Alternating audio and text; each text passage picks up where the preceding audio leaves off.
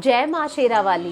भक्तों, आइए सुनते हैं श्री दुर्गा सप्तशती का 11वां अध्याय। मैं भुवनेश्वरी देवी का ध्यान करता हूँ। उनके श्री अंगों की आभा प्रभातकाल के सूर्य के समान है और मस्तक पर चंद्रमा का मुकुट है।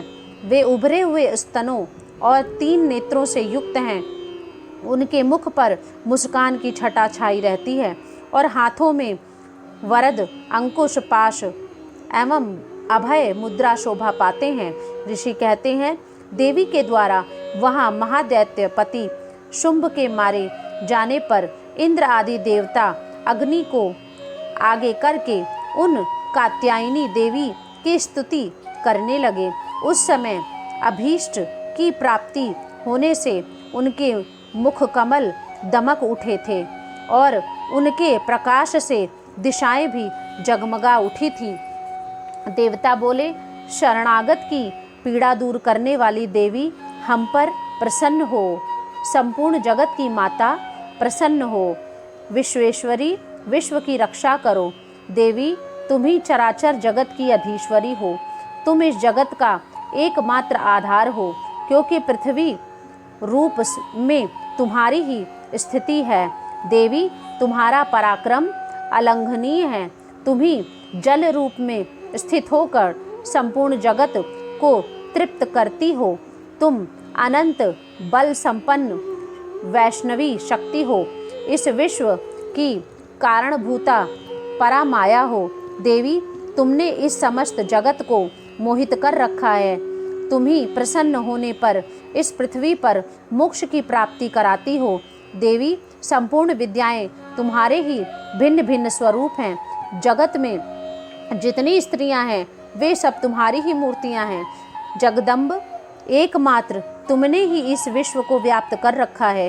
तुम्हारी स्तुति क्या हो सकती है? तुम तो स्तवन करने योग्य पदार्थों से परे एवं परावाणी हो। जब तुम सर्व स्वरूपा देवी, स्वर्ग तथा मोक्ष प्रदान करने वाली हो, तब इसी रूप में तुम्हारी स्तुति हो गई। तुम्हारी स्तुति के लिए इससे अच्छी उक्तियाँ और क्या हो सकती हैं? बुद्धि रूप से सब लोगों के हृदय में विराजमान रहने वाली तथा स्वर्ग एवं मोक्ष प्रदान करने वाली नारायणी देवी, तुम्हें नमस्कार है। कला, काष्ठा आदि के रूप में क्रमशः परिणाम की ओर ले जाने वाली तथा विश्व का उपसंहार करने में समर्थ नारायणी, तुम्हें नमस्कार है। नारायणी, तुम सब प्रकार का मंगल प्रदान करने वाली मंगलमयी हो। कल्याण दायिनी शिवा हो। सब पुरुषार्थों को सिद्ध करने वाली शरणागत वत्सला, 3 नेत्रों वाली एवं गौरी हो। तुम्हें नमस्कार है। तुम सृष्टि, पालन और संहार की शक्तिभूता सनातनी देवी, गुणों का आधार तथा सर्वगुणमयी हो। नारायणी, तुम्हें नमस्कार है। शरण में आए हुए दीनों एवं पीड़ितों की रक्षा में संलग्न रहने वाली तथा सबकी पीड़ा दूर करने वाली नारायणी देवी, तुम्हें नमस्कार है। नारायणी, तुम ब्रह्माणी का रूप धारण करके हंसों से जुते हुए विमान पर बैठती तथा कुश मिश्रित जल छिड़कती रहती हो। तुम्हें नमस्कार है। माहेश्वरी रूप से त्रिशूल, चंद्रमा एवं सर्प को धारण करने वाली तथा महान वृषभ की पीठ पर बैठने वाली नारायणी देवी, तुम्हें नमस्कार है। मोरों और मुर्गों से घिरी रहने वाली तथा महाशक्ति धारण करने वाली कौमारी रूप धारिणी निष्पापे नारायणी, तुम्हें नमस्कार है। शंख, चक्र, गदा, शांगधनुष रूप उत्तम आयुधों को धारण करने वाली वैष्णवी शक्ति रूपा नारायणी, तुम प्रसन्न हो। तुम्हें नमस्कार है। हाथ में भयानक महाचक्र लिए तथा दाढ़ों पर धरती को उठाए वाराही रूप धारिणी कल्याणमयी नारायणी, तुम्हें नमस्कार है। भयंकर नृसिंह रूप से दैत्यों के वध के लिए उद्योग करने वाली तथा त्रिभुवन की रक्षा में संलग्न रहने वाली नारायणी, तुम्हें नमस्कार है। मस्तक पर किरीट तथा हाथ में महावज्र धारण करने वाली, सहस्त्र नेत्रों के कारण उद्दीप्त दिखाई देने वाली और वृत्रासुर के प्राणों का अपहरण करने वाली इंद्र शक्ति रूपा नारायणी देवी तुम्हें नमस्कार है।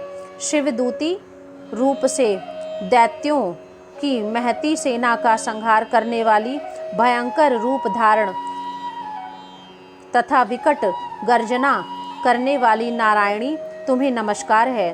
दाढ़ों के कारण विकराल मुख वाली, मुंडमाला से विभूषित मुंड मर्दिनी चामुंडा रूपा नारायणी तुम्हें नमस्कार है। लक्ष्मी, लज्जा, महाविद्या, श्रद्धा, पुष्टि, स्वधा, ध्रुवा, महारात्रि तथा महाअविद्या रूपा नारायणी तुम्हें नमस्कार है। मेधा, सरस्वती, वरा, भूति, वाभ्रवी, तामसी, नियता तथा ईशा रूपिणी नारायणी तुम्हें नमस्कार है। सर्वस्वरूपा, सर्वेश्वरी तथा सब प्रकार की शक्तियों से संपन्न दिव्य रूपा दुर्गे देवी, सब भयों से हमारी रक्षा करो तुम्हें नमस्कार है। कात्यायनी, यह 3 लोचनों से विभूषित तुम्हारा सौम्य मुख सब प्रकार के भयों से हमारी रक्षा करे तुम्हें नमस्कार है। भद्रकाली, ज्वालाओं के कारण विकराल प्रतीत होने वाला, अत्यंत भयंकर तथा समस्त असुरों का संहार करने वाला तुम्हारा त्रिशूल भय से हमें बचाए तुम्हें नमस्कार है। देवी, जो अपनी ध्वनि से संपूर्ण जगत को व्याप्त करके दैत्यों के तेज नष्ट किए देता है, वह तुम्हारा घंटा हम लोगों की पापों से उसी प्रकार रक्षा करे जैसे माता अपने पुत्रों की बुरे कर्मों से रक्षा करती है। चंडिके, तुम्हारे हाथों में सुशोभित खड्ग जो असुरों के रक्त और चर्बी से चर्चित है, हमारा मंगल करे हम तुम्हें नमस्कार करते हैं। देवी, तुम प्रसन्न होने पर सब रोगों को नष्ट कर देती हो और कुपित होने पर मनोवांछित सभी कामनाओं का नाश कर देती हो। जो लोग तुम्हारी शरण में जा चुके हैं उन पर विपत्ति तो आती ही नहीं। तुम्हारी शरण में गए हुए मनुष्य दूसरों को शरण देने वाले हो जाते हैं। देवी अंबिके, तुमने अपने स्वरूपों को अनेक भागों में विभक्त करके नाना प्रकार के रूपों से जो इस समय इन धर्मद्रोही महादैत्यों का संहार किया है, वह सब दूसरी कौन कर सकती है। विद्याओं में ज्ञान को प्रकाशित करने वाले शास्त्रों में तथा आदि वाक्यों में तुम्हारे सिवा और किसका वर्णन है, तथा तुमको छोड़कर दूसरी कौन शक्ति है जो इस विश्व को अज्ञानमय घोर अंधकार से परिपूर्ण ममता रूपी घड़े में निरंतर भटका रही हो।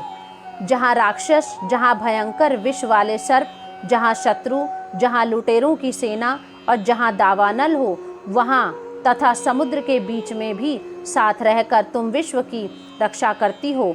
विश्वेश्वरी, तुम विश्व का पालन करती हो, विश्व माता हो, इसलिए संपूर्ण विश्व को धारण करती हो। तुम भगवान विश्वनाथ की भी वंदनीय हो। जो लोग भक्तिपूर्वक तुम्हारे सामने मस्तक झुकाते हैं, वे संपूर्ण विश्व को आश्रय देने वाले होते हैं। देवी, प्रसन्न हो। जैसे इस समय असुरों का वध करके तुमने शीघ्र ही हमारी रक्षा की है, उसी प्रकार सदा हमें शत्रुओं के भय से बचाओ। संपूर्ण जगत का पाप नष्ट कर दो और उत्पात एवं पापों के फलस्वरूप प्राप्त होने वाले महामारी आदि बड़े बड़े उपद्रवों को शीघ्र दूर करो। विश्व की पीड़ा दूर करने वाली देवी, हम तुम्हारे चरणों पर पड़े हुए हैं, हम पर प्रसन्न हो। त्रिलोक निवासियों की पूजनीय परमेश्वरी, सब लोगों को वरदान दो। देवी बोली, देवताओं, मैं वर देने को तैयार हूँ। तुम्हारे मन में जिसकी इच्छा हो वह वर मांग लो।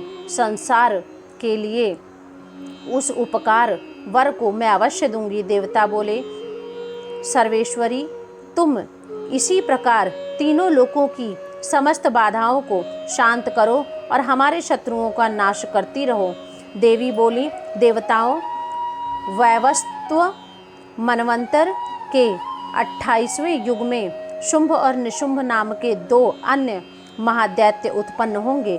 तब मैं नंदगोप के घर में उनकी पत्नी यशोदा के गर्भ से अवतीर्ण हो विंध्याचल में जाकर रहूंगी और उक्त दोनों असुरों का नाश करूंगी।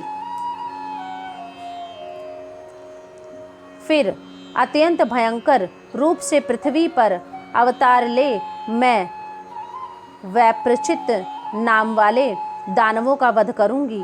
उन भयंकर महादैत्यों को भक्षण करते समय मेरे दांत अनार के फूल की भांति लाल हो जाएंगे।